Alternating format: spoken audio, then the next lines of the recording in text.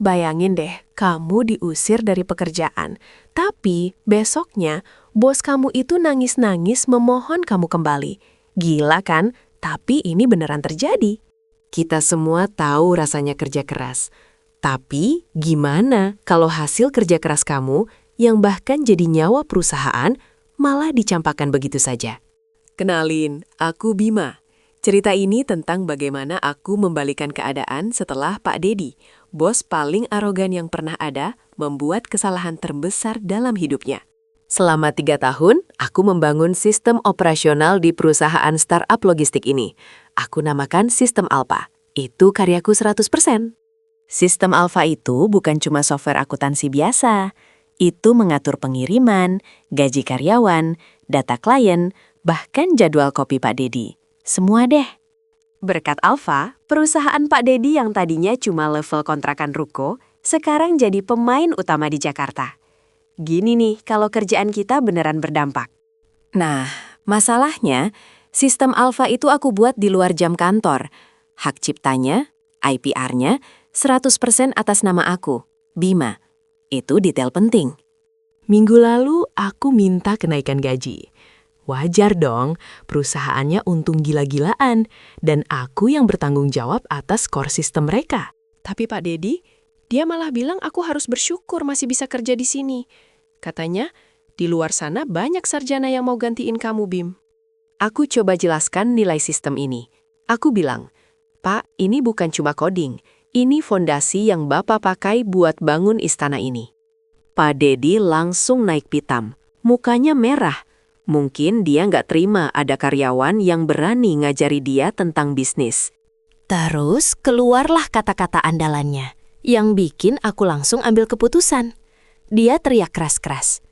Kalau tak suka, keluar, hari ini juga. Aku diam. Rasa sakit hati itu langsung berubah jadi ketenangan yang mengerikan. Aku tahu, saat itu aku harus pergi. Tapi nggak dengan tangan kosong. Aku kembali ke kubikel. Aku kemasi barang-barangku yang gak seberapa. Jam 3 sore itu, aku resmi dipecat. Atau lebih tepatnya, mengundurkan diri secara paksa. Sebelum keluar pintu utama, aku sempat berbalik, melihat Pak Dedi di jendela ruangannya. Aku cuma senyum tipis. Selamat tinggal, Pak. Semoga harimu menyenangkan. Keluar dari gedung itu, aku langsung hubungi pengacaraku. Rencana sudah siap. Ini saatnya Pak Dedi tahu apa arti sesungguhnya dari intellectual property. Sistem Alfa beroperasi berdasarkan lisensi non-eksklusif yang aku berikan ke perusahaan. Dan karena aku sudah bukan karyawan, lisensi itu otomatis gugur. Cuma aku yang bisa mencabutnya. Malam itu, aku kirim notifikasi resmi. Aku matikan akses back-end. Aku tidak menghapus data, tapi aku pastikan mulai besok pagi, sistem Alfa tidak akan bekerja. Bayangin deh, Senin pagi. Puncak kesibukan di kantor logistik. Ribuan paket harus berangkat, ratusan truk harus jalan. Dan semua bergantung pada satu sistem. Tepat pukul 8 WIB, semua monitor di kantor logistik itu berubah jadi layar biru. Semua data beku. Sistem Alfa mati total. Kepanikan langsung terjadi. Karyawan yang tadinya sibuk, tiba-tiba bingung harus berbuat apa. Manual, mereka udah lupa cara kerja manual. Pak Dedi masuk kantor jam 9 pagi, santai seperti biasa. Dia dengar keributan, tapi mengira ini cuma masalah server standar. Panggil tim IT, dasar bodoh, teriaknya. Tim IT datang. Mereka bingung. Mereka coba restart, mereka coba login. Gak bisa. Kenapa? Karena yang mereka lihat itu bukan bug, tapi kunci yang dicabut. 1 jam berlalu. Kerugian sudah mencapai puluhan juta dan bertambah setiap menit. Pengiriman macet, data penting hilang, dan klien mulai protes. Akhirnya, manajer IT bilang ke Pak Dedi, Pak, ini bukan masalah teknis, ini masalah hak cipta. Kuncinya ada di Bima. Pak Dedi langsung pucat. Dia ingat pertengkarannya kemarin. Loh, kok bisa? Itu kan sistem yang dia buat saat dia kerja di sini.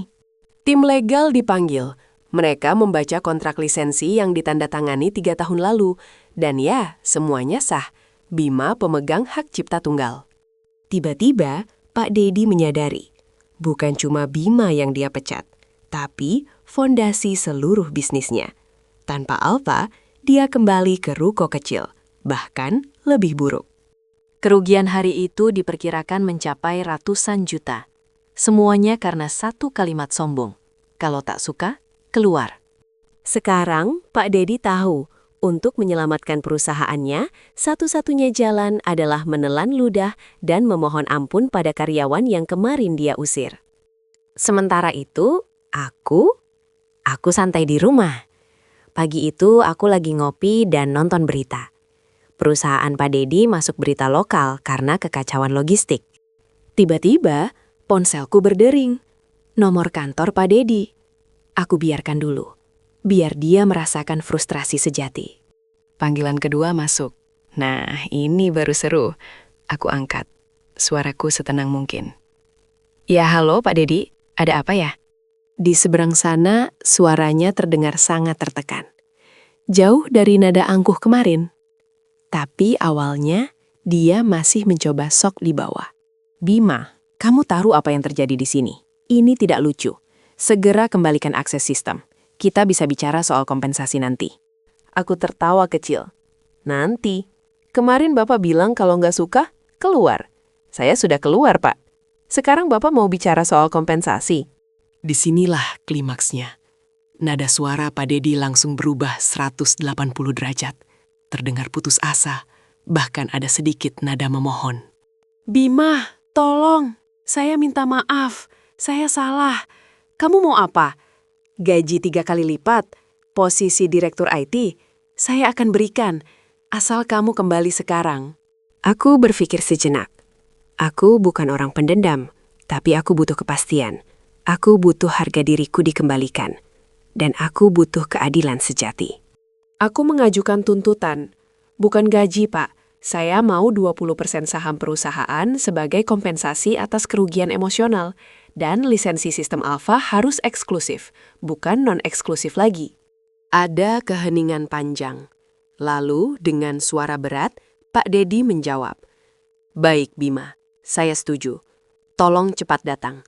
Perusahaan ini sudah diambang kehancuran." Aku tersenyum puas. Justice served. Aku kembali ke perusahaan itu, bukan sebagai karyawan, tapi sebagai salah satu pemilik. Dan pastinya, Pak Dedi nggak akan berani main-main lagi denganku. Pelajaran terpenting dari kisahku ini, jangan pernah biarkan pekerjaanmu mendefinisikan nilaimu. Justru kamu yang harus mendefinisikan nilai pekerjaanmu. Kalau kamu punya skill yang tak tergantikan atau menciptakan sesuatu, pastikan hak ciptamu dilindungi.